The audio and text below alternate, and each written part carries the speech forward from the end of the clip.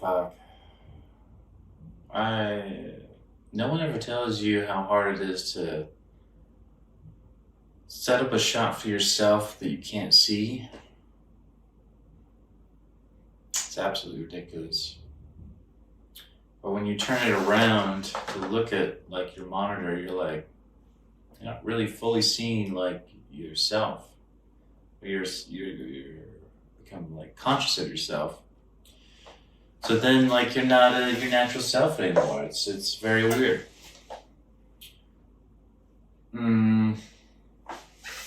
Anyway, I'm just gonna ramble for a minute and see if anything comes out.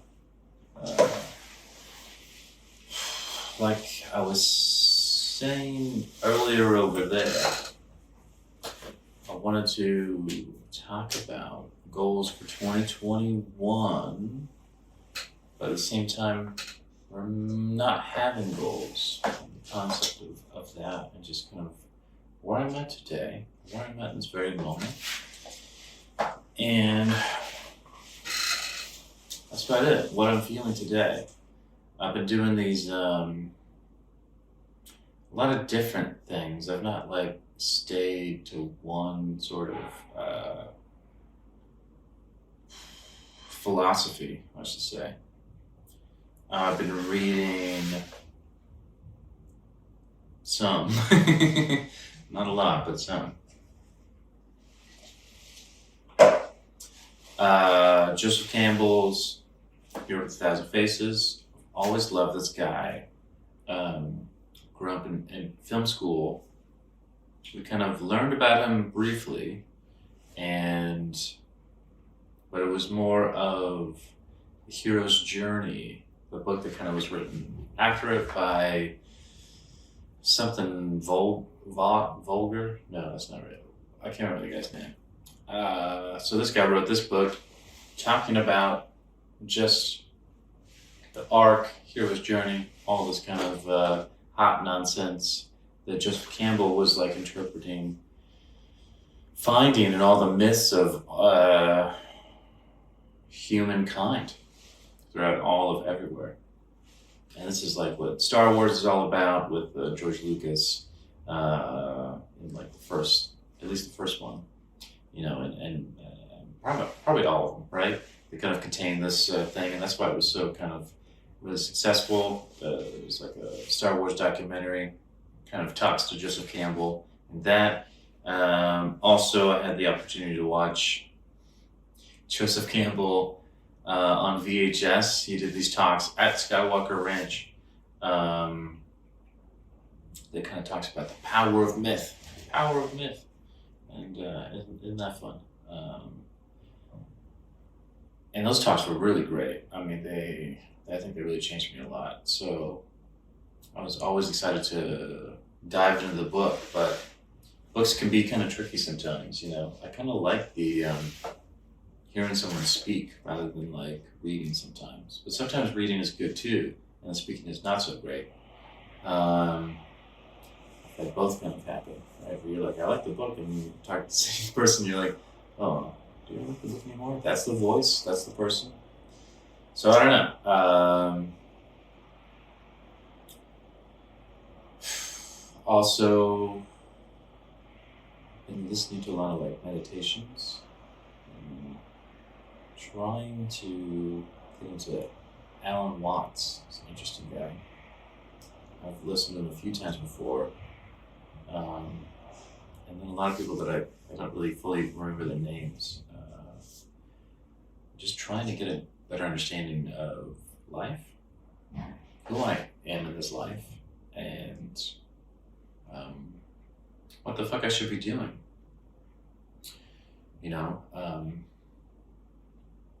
I've done seemingly a lot of things, and basically don't know where that's left me.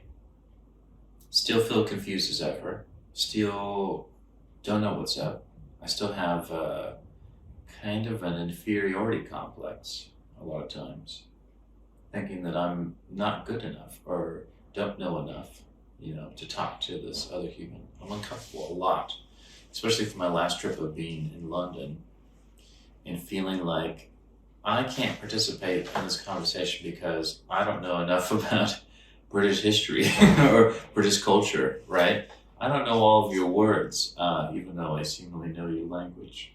I don't understand what you're saying half the time, and the other half I'm understanding, but just being a person, I don't know how to respond to you. And so you do the best that you can, and you try to just like make things up, and then you're wrong. It feels like you're wrong half the time, and the other half they're confused, you know, or they're in the same thing with you, right? Of not knowing your language. I had a woman ask me what double down means, and you have to explain a lot of like things that you would never think to explain before. Anyway, that whole process left me kind of like thinking how little I knew. Learning Italian, just barely. Thinking like, wow, I really don't know language. I've studied the history of English language. I know a little bit about that. But I really never quite got into a language, because it's that whole thing again of like, if I'm putting my time into something, do I really need this? Do I really want it? And it's stopped me a lot from doing things, because doing a big thing is really intense.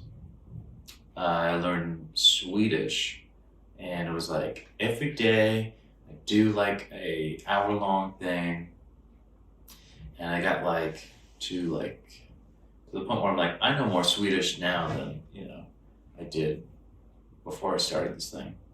But even when I went to Sweden, I'm like, I have no idea what you guys are saying. I'm just gonna speak English, and that's gonna be that. And memory is such a weird thing too, because you're like, do I remember anything? You read a book and you're like, I guess I know what I read, but maybe not. And then you just have to search for like more newness all the time. Like, you can recall something once you actually read. If I'm rereading something, I'm like, I've read this before. Even though it may not have soaked in, I'm like, this is boring, I've read this before, I'm not gonna keep reading. And that's cool. But yes, I grew up in the middle of nowhere as a homeschooler, and the middle of nowhere would be 20 acres of land in Washington, Western Washington, kind of near Issaquah area. A lot of people would be like, oh, so you know, like Poo-Poo Point or whatever they say. And I'm like, I have no idea what Poo-Poo Point is. They're like, how do you not know you're from Issaquah? And I'm like, it's like the other side of the mountain. There's like no community there. It's just like 4 families basically. It's like really in the middle of nowhere. Like, I was kind of born at my grandparents' house, and then my dad was at that time building this house from nothing, and grew up with 5 brothers and sisters, middle child, and so kind of like going to church and once a week school. Like, I don't have a lot of like, I feel like outsider information, everything's pretty like locked down. I feel like very insular. That's a big word these days, right? Insular. So this is my world is a lot like inside my head.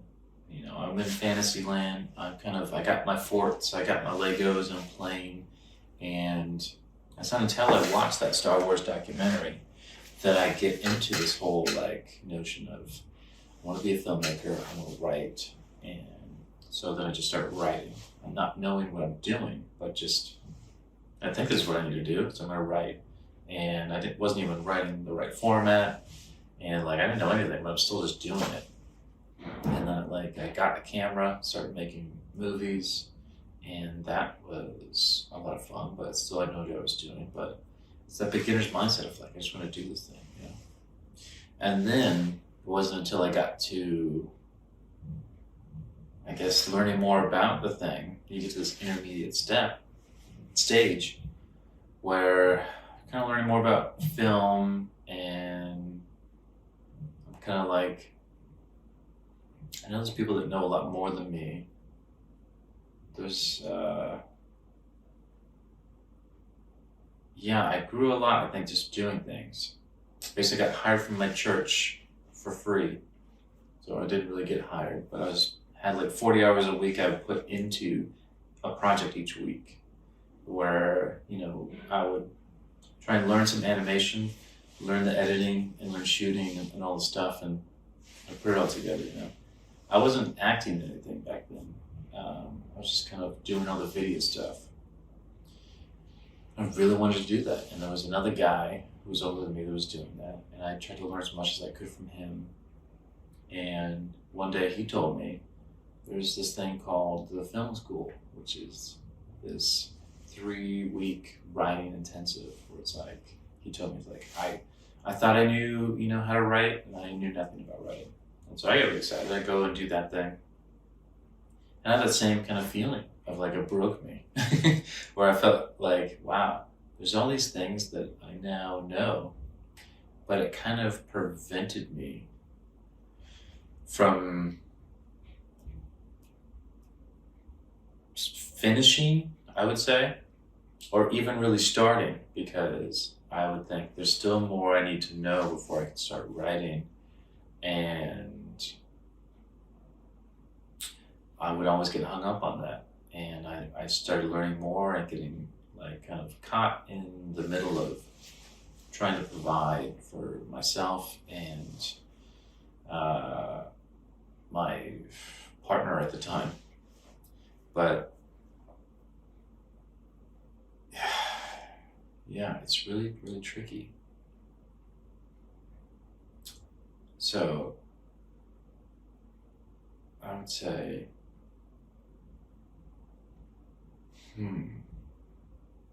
it's really fast right now.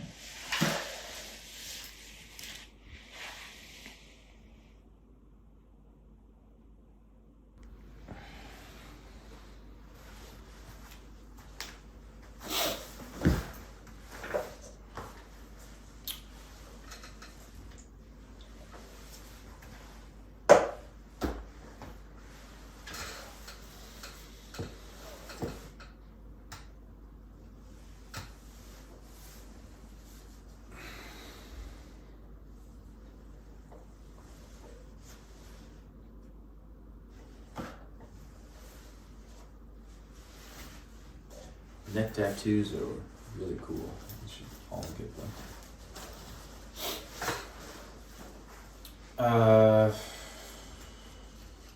Let's talk about the journey of life.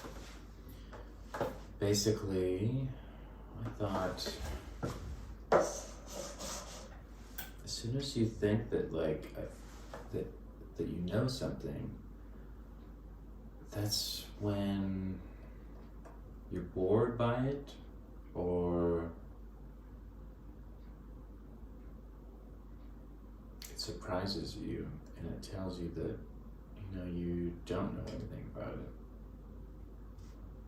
So it's important to stay humble, I guess.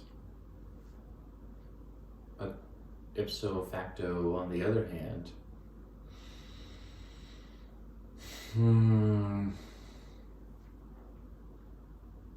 we all know a lot of things. I know a lot of things. And I didn't even realize how many things that I know. I, for a long time, have made my living just knowing one program, knowing how Adobe After Effects works. So to the point where people would pay me money to like sit down and make text changes sometimes. Like I go the entire day and like just knowing how to do anything in that program. I would feel like this is a waste of my talents, this is a waste of like my time. And the client would be like, still pay me, so that it would be like this thing of like, it would be worth their time to pay me however much my day rate was, and for me to just do this one thing, because they got this end goal in mind, right? I think knowing what you're worth is a really big thing that artists struggle with. I know I did. I still would probably work for free if it's a different kind of field than I'm used to. And that's just the mindset that I have. Like doing the art direction thing that my friend Brendan hired me to do. And he threw some money at me, and I was like, this is really strange. I've never got paid to like do this kind of work before, on set art direction, where I was kind of like, all I did was throw plants and lamps around and like make sure the shot looked good, and to me, and I didn't care what I was kind of working with the director and the actor and the DP and everything, and coming up with the shot together. But the collaboration was just so nice and easy, just because just throwing down the things that I think personally would make the shot better. And it's all in harmony with each other. Everyone is bringing to their best to the table. And it was, it's the easiest thing on my body to do. I'm not sitting down at a desk, just like working constantly, looking at a screen, straining my eyes. That's the other thing. Oof, the eyes and the heaviness of the body and my arm in particular clicking away, and I would try everything. Who like, just do the stylus thing. That would like hurt more. I do the mouse, classic. To switch back and forth, eventually landing on this monstrosity. I don't know if you can see this or not. Trackpad thing. It's got a ball. It's like a spaceship, I call it. It's just a ball that you rotate. It's like an arcade game. It's very fun. I tried switching even left-handed, and like having like different day rates, just being like, I'll give you this rate on this hand and this rate on this hand, just to get better. And it's kind of ridiculous, right?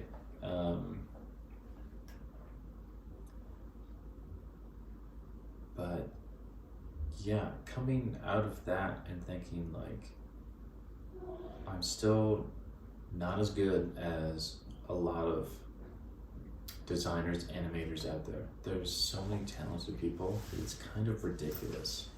Especially like when I was in LA and working at all these places, and you think, wow, there's a lot of talent everywhere. And I mean, you see it more online just because you see all the finished product, the final product, and you think like, whoa, I'll never be able to do this. You watch a movie, that comparison thing I would always fall for, of like, damn, what am I doing? It's like, why am I even trying? Why am I bothering? And it's realizing that I'm gonna produce and make something that's very different, and somehow I've been able to succeed like in my line of work, even though I've been fighting it kind of along the way. Now more than ever, people want me, like, to hire me. They care about my opinions. They like, they think I'm very talented, which is like against everything I've ever believed. It's like, Aaron, you're not talented. Like, you still have a lot to learn. You're never going to be as good as these people. And it's negativity that really, it kind of on one hand pushes you to be better and really be tough on yourself and be like, because I think my eye was the best saving grace, that like I felt like I knew aesthetically if something that I did was good or not.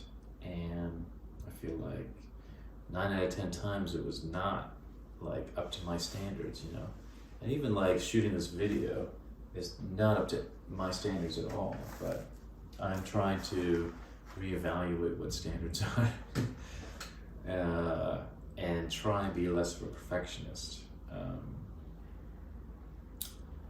But it's really hard to make something look pretty that I can't really see too. So kudos to anyone who can make that happen. I don't have like someone shooting this, so I'm just making this up as I go here. And I did even clear, I just pushed everything over here so it looked less messy. But it was still like, I have to do at least something. But there's still like, there's like a cord down there. I'm like, that's ugly. This is all ugly. Let's change all this. Like, you know, if this was something I would be shooting for real. For real. Everything is for real.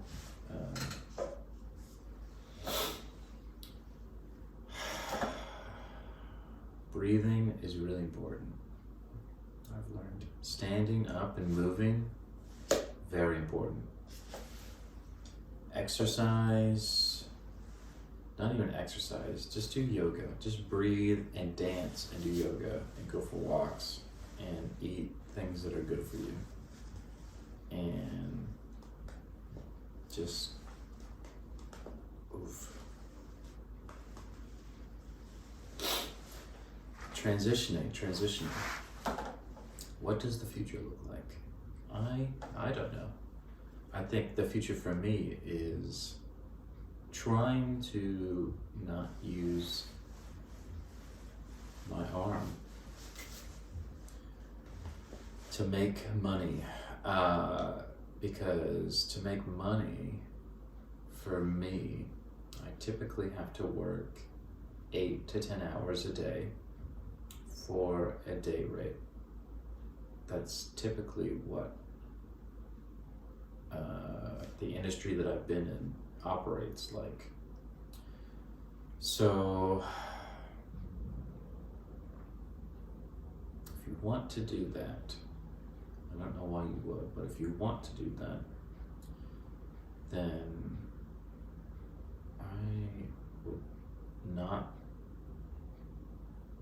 I would just pay attention to your body and what it's telling you. It's gonna sound like a yoga instructor. Set like those timers. I don't know what they're called.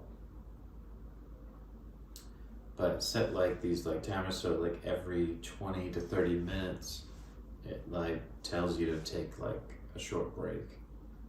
Because I know for me, I would just sit down like pretty much all day and get really focused. And the only time that I would ever move is like to get more coffee and to pee/poop. That's and there's like this like kind of longer break in between where like you eat food. But again, like a lot of times I just sit at the computer and eat food. Like the rare times that like you sit around a table and like talk to people, it's fantastic.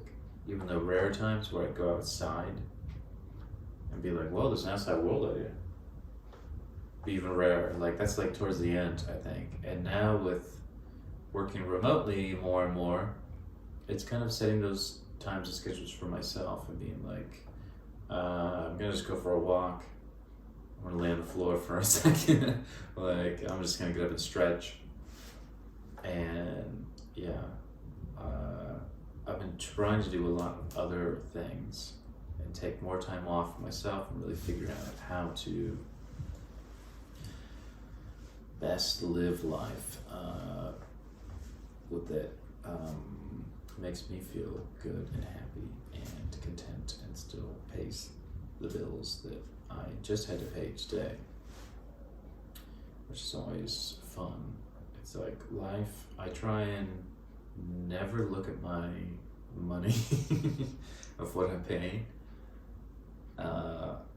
just because it's weighs me down.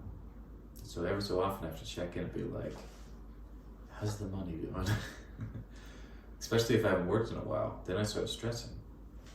You know, if money's coming in, then I'm like, I don't even stress. But even though I don't get paid every other week or however most people get paid, I don't know how that works. Pretty much random as far as you invoice someone after the job is done, typically, and I'll just get paid kind of everything at the end. Is what I've done. You can kind of, if it's a longer job, if it lasts for like a month or more, then I would, not always, but you know, sometimes like, you know, depends on the company, invoice them periodically to get money. But then sometimes they take, you know, a month or two to pay you. Sometimes it's like they'll pay you right up, you know, in a week or something, and that's great. But then, you know, there's a lot of times where you're like, thank God for credit cards, you know, because it's like 6 months after. Luckily, I've not had like a lot of troubles that way. There has been, I think, on a total, one job in particular that I know that I put a lot of time into that I never got paid for, and that was really rough. So when you're doing business with people, make sure they pay you. Really important. Money is, for some reason, very important. I don't like it. It's like a tool that you like need to have, that everyone's running towards, but I think you make a lot of compromises along the way, just for the sake of money. Not having any money, it's usually confusing.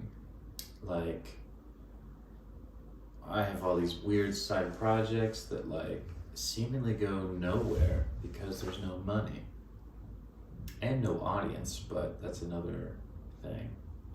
I've not known the audience thing. All I've known how to do is build myself up to kind of cold call companies and be like, find a company who's doing something and reaching out to them being like, I like what you're doing. Here's the stuff that I've done. Do you want to work together? And, you know, they don't say anything. But then sometimes they'll go, hey, thanks for reaching out. You know, could use someone. And then one thing leads to another, you're working together. And it's usually just how you market yourself to them. And I've only ever done it as an animator, really. But there's, I guess it's just finding different companies that you want to apply for and doing it that way. I've never really successfully done online audience growth building stuff.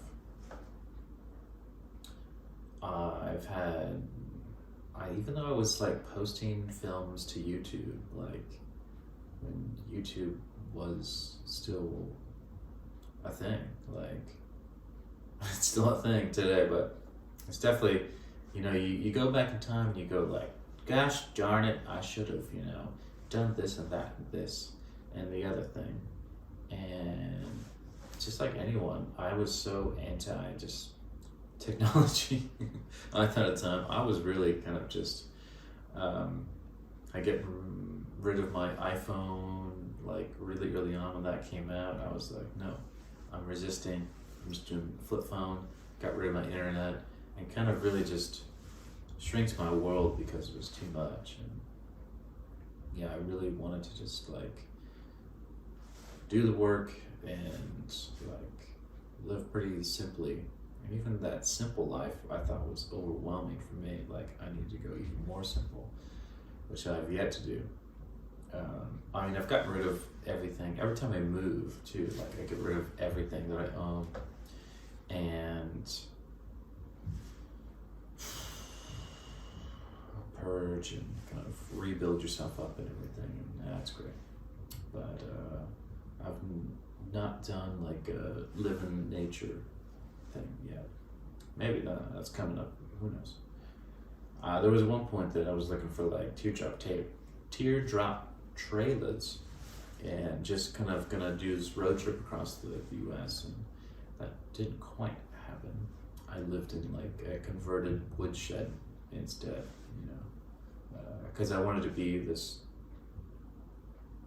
artist that could only just focus on the art, and that still hasn't really happened. I still need money all the time,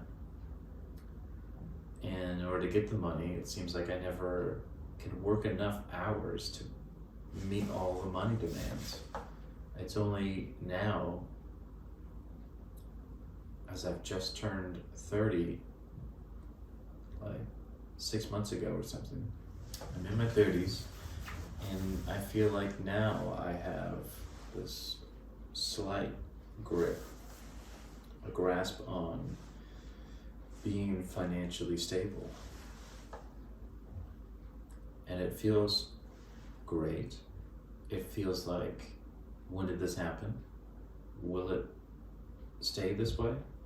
Or am I gonna lose that in an instant? Because I don't know even how I got it. Tough stuff, tough. We'll see what happens. I'm not sure what I'm trying to say here. I could ramble for a while. Let me check my video.